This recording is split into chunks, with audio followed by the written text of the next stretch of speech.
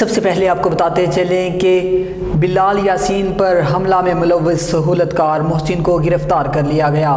جی بالکل، گرفتار ملزم محسن نے بلال یاسین پر حملے کے لیے شوٹرز کو اسلحہ اور موٹر سائیکل فراہم کی تھی، اور اس موقع پر آپ کو بتاتے چلے کہ ملزم محسن واردات کے مرکزی ملزمان میں سے ایک ہے۔